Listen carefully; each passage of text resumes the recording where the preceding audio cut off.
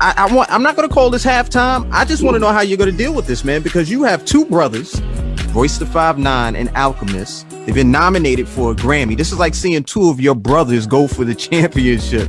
What's the feeling like? And B, I'm not going to ask you who you're rooting for because I know you want both of them to win. But what's the first thing you're going to say to the winner? Give me it. Give me your Grammy.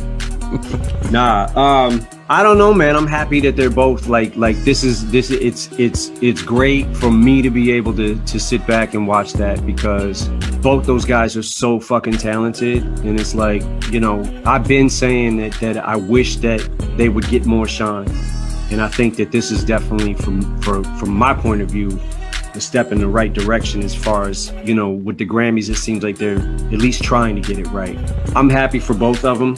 And regardless of either one of them, if they win, they're still Grammy nominated. You have this song, She Loves Me. Now that we know that you love your brothers, and, you know, best of luck to both VOSTFR and Alchemist on their projects and for that best rap album category. But you got She Loves Me. This is another relationship kind of song. And you know what, throughout your career, throughout your music and all your albums, there always seems to be relationship stuff that's in there, man.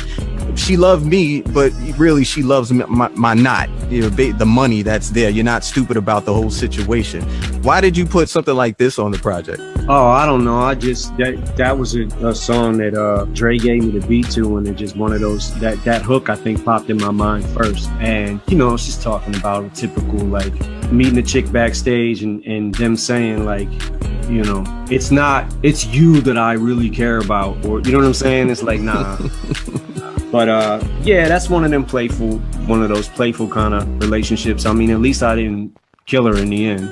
She didn't get murdered. So this is true. This is true. I feel like this is a good chance for cats that just have no idea what the hell is going on. This is an educational moment. This is a teacher moment for them. Yeah, right. Let's get to it, man. It's Eminem with She Loves Me off Music to Be Murdered by Side B. The deluxe is out there right now. Go get that. You have another song that's produced by DA Got That Dope, which is Killer. We mentioned him a little bit earlier, and he was on the original version of Music to Be Murdered By. What is it like? I think people take this as an honor when they have the chance to work with you multiple times, but then being able to work with you on multiple projects that are, you know, so close together. What did he do? Like, what was the thing where you say, you know what, I want to bring him back to work on this part right here? Oh, he's always sending me beats. He's always sending me beats, and it's like he just, you know, I don't know how much better he could possibly get, because but it's like he just keeps getting better.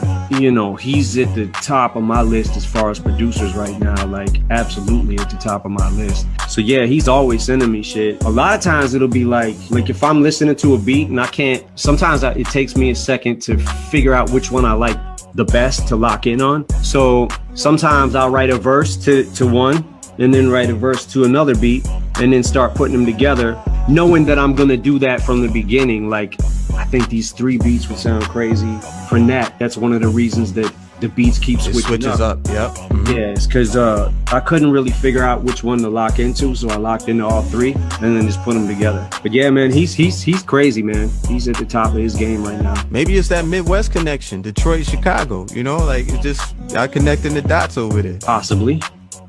Possibly. Look, we got Eminem. We're gonna get to this song right here, Killer. It's Music to Be Murdered by Side B, the deluxe edition. Eminem's in the building. Keep it locked. This song that you have is creating a lot of talking. Zeus. The first part with you apologizing to Rihanna for a leaked verse that got out. You know, I thought it said a lot about you as a man, and you've been on the record about the friendship that you have with Rihanna, but this made it onto the project. Why the apology now? Well, it was pretty recently that verse had leaked, and honest to God, I told Paul this when it first happened. I was like, first, I didn't know how somebody got it. Second of all, I have zero recollection of even remembering doing that verse. Like the rhyme schemes didn't even sound like familiar to me. So I was caught off guard too. I was like, what the fuck? I said that? And that was, you know, that was during early like stages of the Relapse record that I was working on. So, you know, it's 10 plus years old, but I'm not making excuses for it. I said it and I was wrong for saying that. It was fucking stupid. You know, a lot of times, especially with the Relapse record, when I first started learning how to rap again because of the drug situation that I went through and having to relearn a lot of things, that was one of those things that it was like, well, if it rhymes, say it. I think that being able to look back, I mean, that's not even an excuse, but I'm just saying, like, that there was a phase I was going through with that Relapse record. I don't know. It's one of those things. I think I just said it because it rhymed, and I'm sure looking back now, I should have thought better of it. You know, it was one of those things that, like I said, I don't even remember recording, but record a lot of songs. So it was like, it's tough sometimes to even, you'd be like, oh shit, I remember that, you know. I know a lot of people they're very happy and proud that they got to hear that part from you. You know, that apology on Zeus. There's also a reference where, not even a reference, where, you know, you're talking about or speaking to Snoop in the sense of, you know, you don't need to be dogged by him. And I didn't know exactly when or where, what did Snoop do that made you put this line in this song? Well, a couple of months ago, you know, he was doing an interview with The Breakfast Club. Somehow my name got brought up, and he was saying things about, you know, I'm not in his top 10, and everything he said, by the way, was fine, like up to a point. You know, when he I've never said, like, him saying that I'm not in his top 10 because there's some rappers from the 90s that I can't fuck with. Him saying Dre made the best version of me, absolutely. Like, why would I have a problem with that? Like, would I be here without Dre? Fuck no, I wouldn't. The rappers he mentioned from the 90s, KRS-One, Big Eddie Kane, G-Rap, like, I've never said I could fuck with them. I never said that. You know what I'm saying? So it's all, like, everything was good until, like, you know, it was more like, I think it was more about the tone he was using that caught me off guard, because I'm like, yo, where is this coming from? I just saw you. Like, what the fuck? You know what I'm saying? Like, it threw me for a loop. Again, I probably could have got past the whole tone and everything, but it was the last statement when he said, as far as music I can live without, I can live without that shit. Now you're being disrespectful for, like, it just caught me off guard. I wasn't ready for that. And people started hitting me up about it, like, oh, what are you gonna do? What are you gonna do? And I didn't know what to do about it at first, because it confused me, because I'm like, yo, bro, same team. We're on the same team. Like, what the fuck? And I have never in my career, my entire career, ever said a disrespectful word about Snoop Dogg.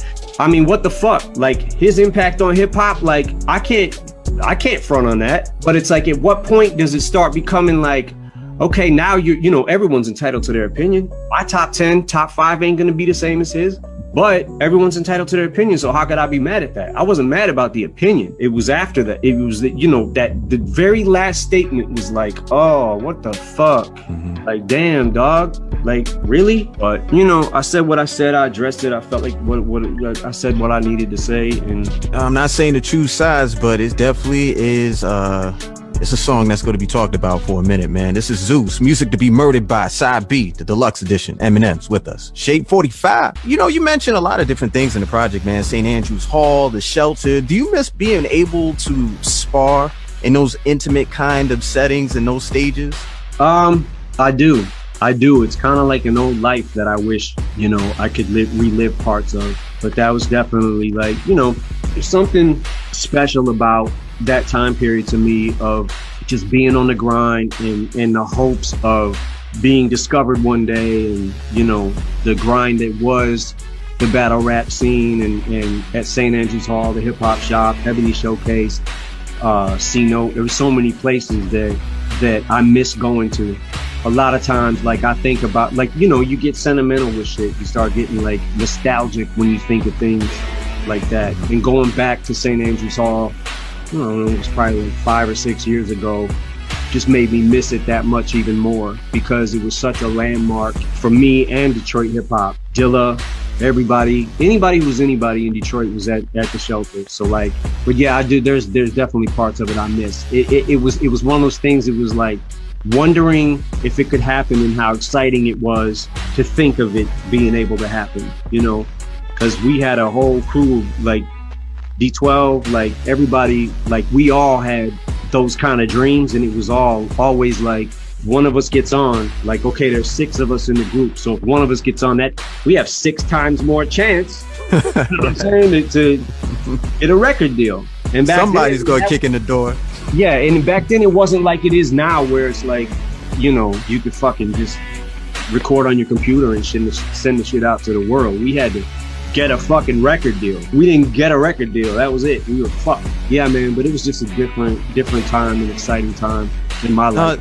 On this song, Discombobulated, man, you have production by Dr. Dre. Was this, you know, was this intended to be the last song on the project? Nah, it wasn't when I recorded it. So I was like, there's a couple ones that I was going through, and I was like, yo, let me sit with that one for a minute and see if I can keep the hook, but just write different thoughts to it. So that's kind of how that came about, was just writing new verses and just keeping that hook.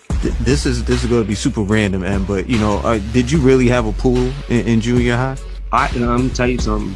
That's the meanest dog I've ever. And one time I was looking at him in the face, like just talking to him, and he fucking bit my nose. Oh my god! Lunged at me and bit my nose. Pookie, that little fucking dog, man. I wanted to ask because I'm like, yo, he seems like a Rottweiler type of guy. You know what I'm saying? Me, I grew up in the South Bronx. I'm more of a pit bull type of guy. That's what I have right now. But when I heard the poodle, I was like, wow, this is definitely discombobulated. I'm gonna tell you some funny shit, because that is one of the reasons I wrote that line. That's one of the things that inspired me to write that line. Like, when we lived on Dresden, we had somebody stick a dead cut a kitten's head off and stuck it in our mailbox. So hence was the line when I said on I'm Back on the Mathers LP, I used to get punked and bullied on my block till I cut a kitten's head off and stuck it in his fucking mailbox, so whatever, it said something like that. And that was one of the things that inspired that thought, was like, a lot of that shit is like true shit, and I just flip it, you know what I'm saying? But hopefully somebody will go ahead and stick Music to Be Murdered By side B, and you know, you go ahead and got it as a gift. And they're in their mailbox. Go get it. Put the Music to Be Murdered By in your mailbox right now. You know what I mean by mailbox. If you don't know what I mean by mailbox, you probably should turn this interview off. Well, I'm gonna let them go ahead and go enjoy the music, and also say Happy New Year to them, and Happy New Year to you, Eminem. I appreciate the time and you coming up here to be with us on Shade 45, brother. Thank you, man. Happy New Year.